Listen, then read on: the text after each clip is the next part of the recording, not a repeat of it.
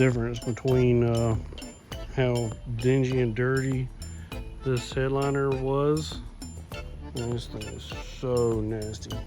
But really, if you look back here, dang boy, you can see where I clean versus where I need to clean. That is 9-day different right there. 9-day. That is freaking awesome. You can obviously tell the side needs to be clean. I got all of this section right here is clean.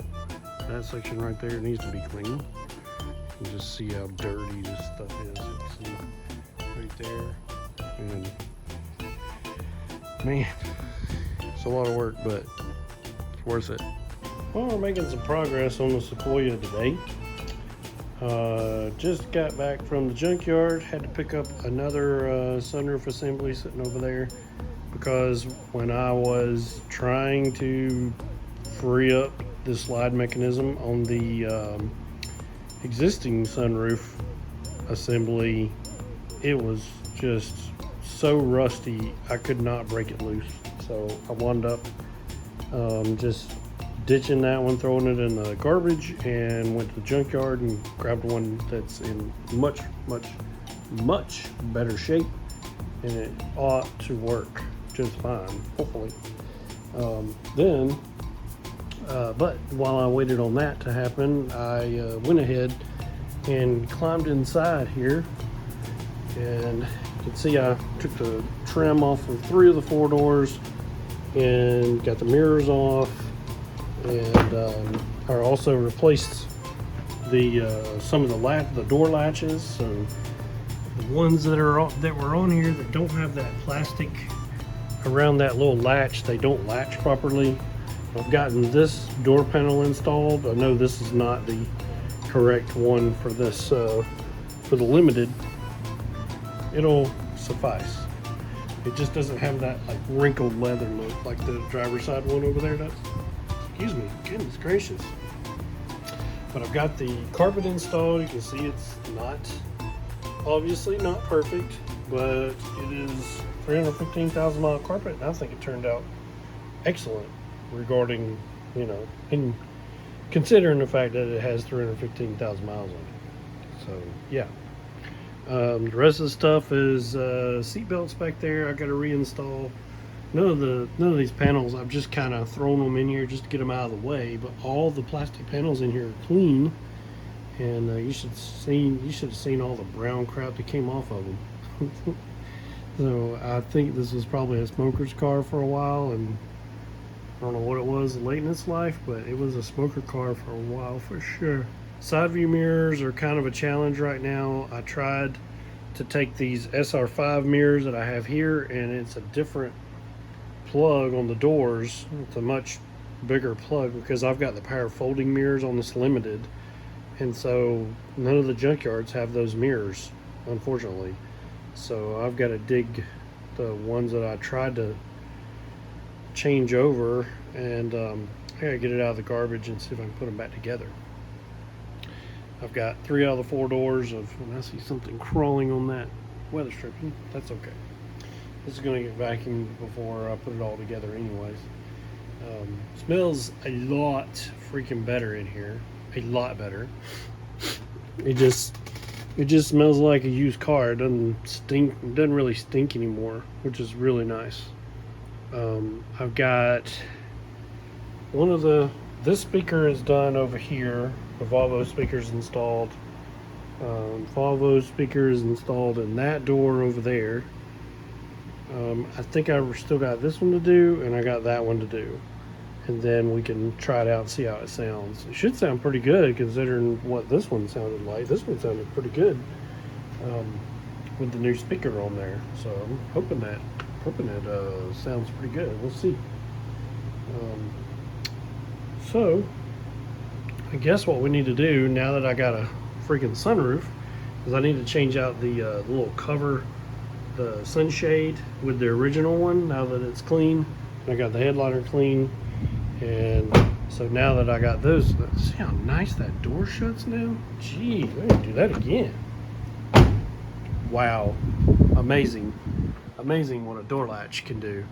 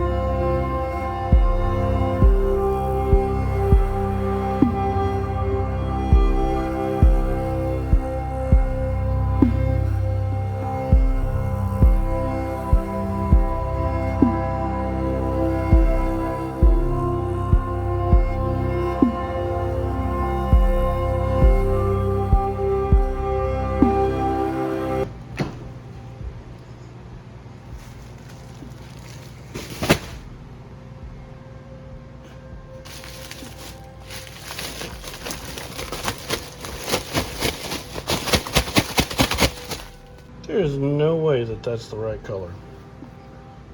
No way. These have to be the tan ones. But it said they were gray on the eBay listing, but dadgummit. Well, dang, can't win, bro. This side needs the little thing in the floor. And there's a little note on here. Slow this back one in real quick. Haven't gotten the back seats in here yet. But put the floor mats in. I think I can. I don't have an outlet. My outlet is missing.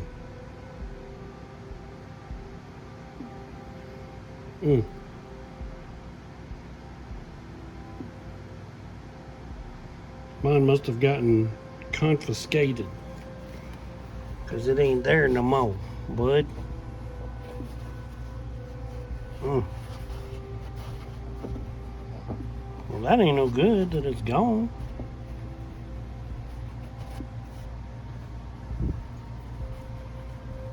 Dang sure ain't gonna just stay there without that eyelet. So you're supposed to snap this down in that eyelet and then put this in there, and it snaps it in there so it stays in. But mine is MIA. Supposed to be an eyelet like this right here, like this metal one. So I'm gonna have to get a grommet and re-grommet that right there to match that. But I gotta find the right color mats, and these are brand new Toyota mats. I think I spent like, I don't know, all over $100 for these, and they're 100% wrong. So I'll have to find the correct ones. That sucks. That sucks. Oh well.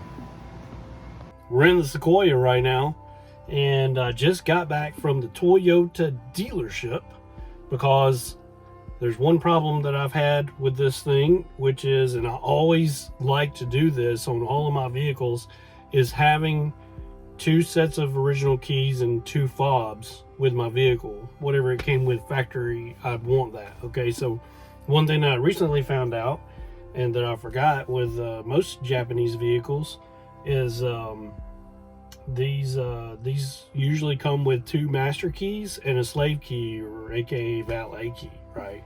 So they usually come with 3 keys, and these come with 2 fobs.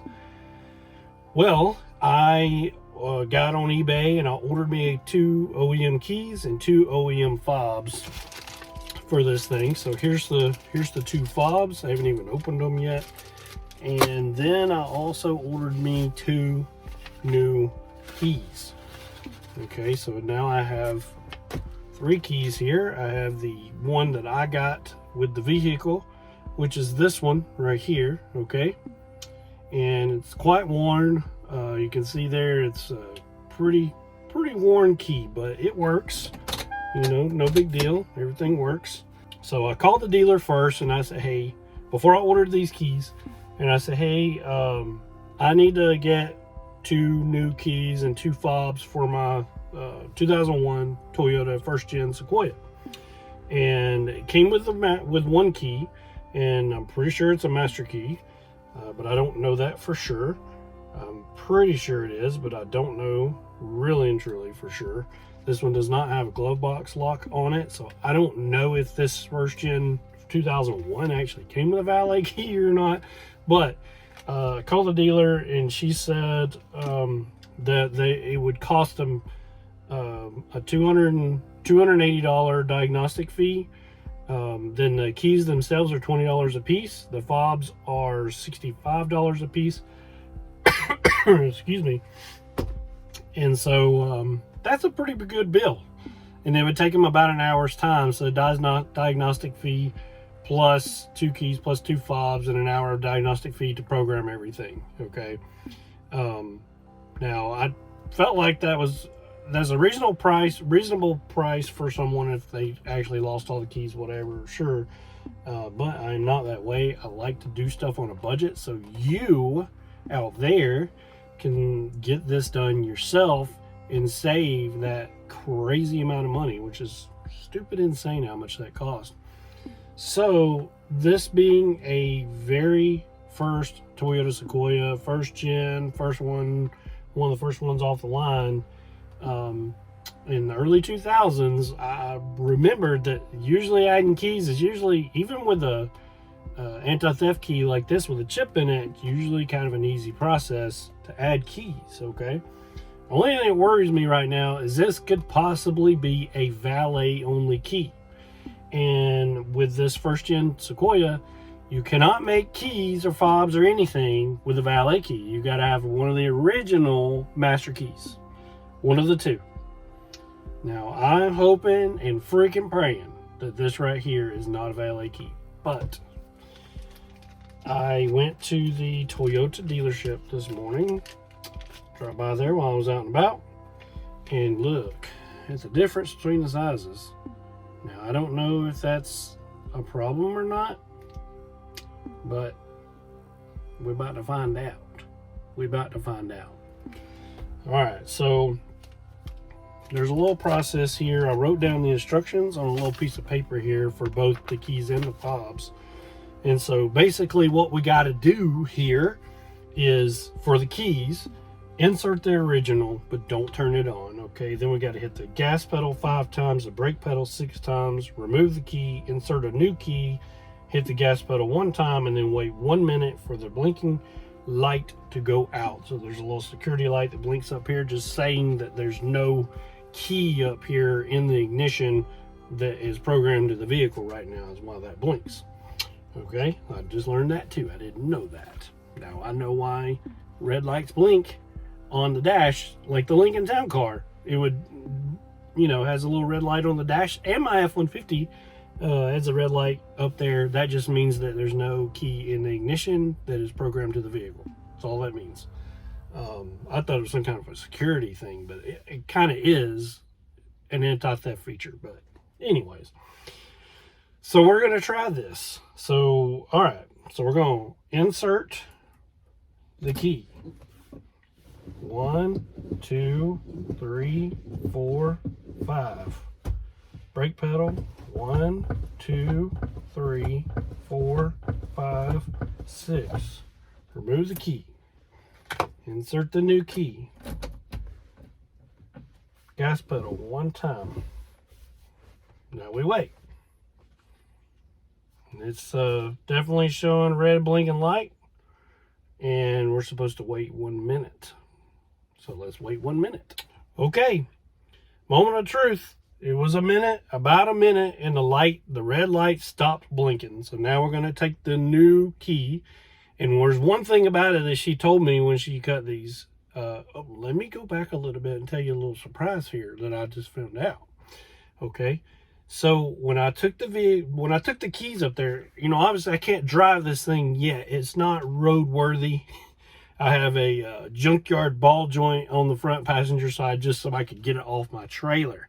So I definitely do not trust this thing to drive to my local Toyota dealer. Even though it's pretty close by, I still don't trust it. I'm not doing it. Okay, this thing hasn't been on the road in a while, so I don't want to. Even though the interior is looking really good with these nice fancy seats. And by the way, these freaking seats are like freaking cushy couches. You get in here and you just, man, you could sit in here for hours on end. How comfortable these freaking seats are, especially with these new covers. Wow. Anyways, back to it.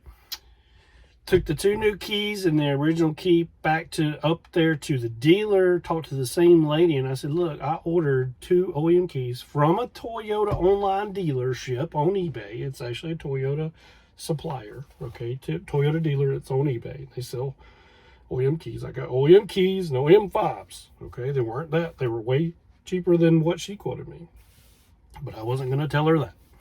But anyways, I got them. And I took them up there, and I went ahead and I took my whole packet of information, because I haven't had the title transferred into my name or nothing yet. So I took her the bill of sale from Copart and the title that's transferred over to my name and everything, because I kind of had a feeling they were going to ask for it. And she did. She had to make copies of that information, plus my driver's license, and then gave her the 2 keys. And she said, it'll be a bit. You can go to the waiting room, wait a little while. I have to wait for approval from corporate in order to make these keys for your Sequoia. How about that? So I waited probably about 15 minutes or so, and then she came and got me and brought me the packet of that I brought her, the little packet. This is what the key came in when I bought this from Copart, okay? And she brought me the little packet with 2 cut keys and my original that I gave her. And there, she gave me a disclaimer. She says, these keys are cut per your VIN number, not from the original key. Okay, so this is the original key, and this is the key that she cut for me. As you can see, it is quite a bit different. There's a lot more meat on the bone on the one she cut, based on my VIN number, versus the one that's been well abused and well used. Okay, a lot more material. She said you needed to go out there and try it and let her know. And I said, look, I said, that vehicle is not drivable, safe to drive on the road right now, as I'm currently rebuilding it. But when I get home, I will try it. And she said, it's probably more than likely the inside of the key cylinder in here, the tumbler is probably going to be worn like this. So when you put this new key in, it may or may not work. She said you may have to take like a brush, a steel brush or a little file or something to kind of file it down a little bit so that it fits. But I did the little process. Check it out. Right now the red light's blinking, and it does. It really kind of, I mean, it is like, I mean, this old one right here, you can barely hear it even here getting in the tumbler there, because you can feel that. Okay, now look. Perfect.